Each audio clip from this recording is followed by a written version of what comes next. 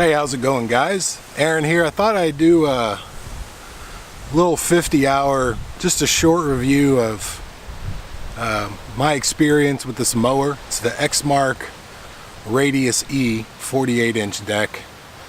I'm pretty sure, I'd have to go check, but I think it was $49, $99, $99 or something, basically $5 grand. And I didn't have my farm tax ID when I got it, so I had to pay the tax, but it was 5 years no interest, pretty sure. It's $117 a month or something like that. If you didn't see my initial review, this is my first zero-turn mower. I can't recommend it over a different one because this is the only one I've ever ridden. That said, I really like it. It seems the more of this area I brush hog, then the more I mow with this, because this does a better job. I can get underneath the tree branches and stuff. I hardly ever use the ROPS. So a couple of things I wish I had known before I started driving zero turn. Number one, just because you can spin in a circle does not mean you should.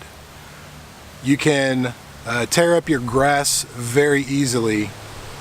Now, when I'm out mowing a pasture, I really don't care. You know, I'll whip it around. Sometimes I get frustrated and I just do this with the handles and, you know, end up popping some wheelies. But when I'm doing the backyard, like the nice grass, I'm very careful to make sure that both wheels are rotating, because what'll inevitably happen is if you say push forward with the left and your right wheel isn't rotating, it just kind of spins in place. That's what tears up the grass. Also, my right hydro is a little more sensitive than my left, but I've gotten used to it enough that I just hit the left a little bit first. You know, you kind of got to finesse it a little, and it seems to be okay. Going backwards is where that seems to be the most problem, but given the weight distribution of this thing, probably wasn't really made to drive backwards a lot. Number two is, and this is something you'll learn the hard way if you've never ridden one of these. If you have any wind while you're mowing, you will turn in order to always point your chute away from the wind, never into the wind. It's really windy today. I just got done mowing, I don't know, about 1.5 acres over there, and it's wind from the south, but it's gusting from the southwest and from the southeast. It's Oklahoma. I mean, it's just what happens here sometimes. But so if I'm driving south, I will not turn left at the end of my row, because that will put my chute into the wind and everything will blow back in my face. So I turn to the right, so my chute's pointing with the wind, and then back up and then continue on, kind of like a 3-point turnabout. The other thing is just kind of mowing in general, brush hogging, whatever. If you don't like the feeling of bugs crawling on your skin or grass or whatever, wear pants and wear sleeves. It mostly applies to taller grass, and you know, I don't mow the llama pasture every week. I probably mowed it 3 times this year since March. It's October 3rd or 4th right now. Whenever the weeds are higher than where your feet are or the grass is, when you go over it, the bugs will jump, and sometimes they just kind of jump straight up or try to fly away, and they end up on you. And sometimes you just get hit in the face with so many grasshoppers that you say, screw it, I'm done mowing for the day, and you go do something else. I've had that happen quite a few times. The longest I've mowed on this thing is probably about 5 hours at a time, and you know, that's without a break. By the end of it, I was ready to be done. If I were doing like residential yards, you know, I'm not a lawn service or anything, but if I were doing residential yards, it would probably be better because A, they're flatter, generally they're not as bumpy. and you probably get done with one of those in about 30 minutes or less, and then you load up on the trailer and you go to another one, or whatever the case may be. So sometimes, I don't know, you just get fed up. I said in some comments on my initial thoughts video, at the time I ordered, they had this Cushy suspension seat, and you couldn't get a plain one. Around here you get University of Oklahoma or Oklahoma State University, neither of which I really care about. So I declined, and I think it was only an extra $250, maybe probably $500 at the most. Less, I think, I don't remember. If you buy it full price, it's like $1,250. So if you're gonna buy one of these and you have the option, even if you don't care about the team, if you have bumps, if you have a bumpy yard, if you're mowing a couple acres, get that seat. Trust me, your neck and your back and your booty will thank you. I actually did a test last week. I let the thing run all the way dry, and I put 5 gallons of gas in it to see how far I could get, or how many hours I could get on 5 gallons. It's got a 7-gallon tank, but I've got a 5-gallon can, so this is the easiest way to measure. And I got just over 4 hours on 5 gallons. Now, obviously your mileage may vary. If you're mowing grass that's not as thick or as tall, it might last a little longer, but I was hoping to get a gallon an hour, but that wasn't the case for me.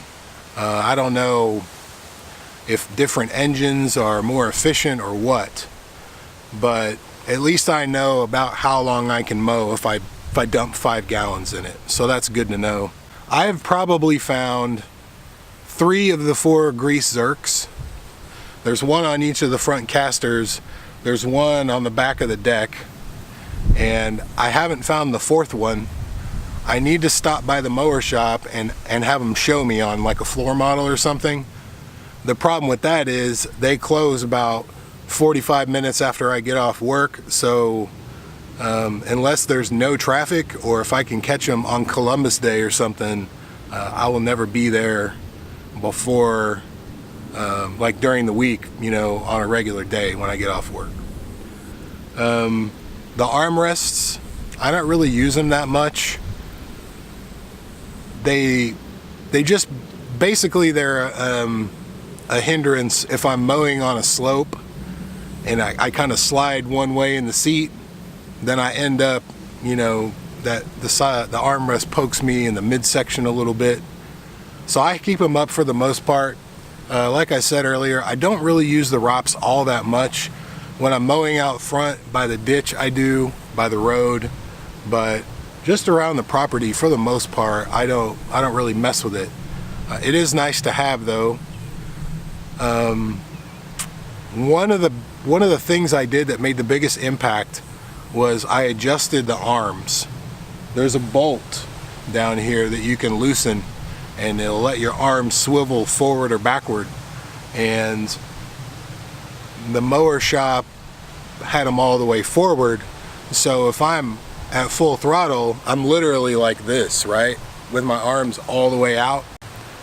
So I wish I had realized that sooner. I didn't do it until about 10 hours ago, but I moved them all the way back. So if I'm sitting here, they're actually pretty close to my body. Before I moved it, they would have been up here, and then I would be like, see, this is full throttle, my arms are still bent a little. It was just really uncomfortable. So that was good. Let's see, got 52.5 hours on this thing. If I had to do it over, I would, but I would get that Cushy suspension seat. Another thing that has made my mowing more enjoyable is music. When I first started, I thought mowing should not be this fun. This is awesome. And then after about 10 hours on the mower, it kind of gets monotonous and boring.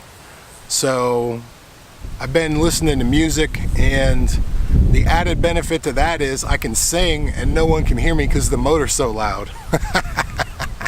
because I am not a very good singer. I do not recommend air drumming on your throttle levers. That's not a good thing to do. The only real issue I've had with this thing is probably operator error. Every once in a while, one wheel will spin out if I'm backing up, and occasionally with certain grass it either just lays down, or I'm going too fast through it, or my blades need to be sharpened, and it leaves two little rows where the blades, I think, overlap. I could go back over it, but in the pasture I don't really care. I just want to knock most of it down. So that was about 10 minutes longer than I wanted it to be, but I just wanted to share my experience with anybody who's subscribed to us, if this is something that interests you, or any other random person that's looking to see if they should buy this mower. Again, I can't compare it to any other mower, but I have not had a bad experience with this. I haven't had any problems.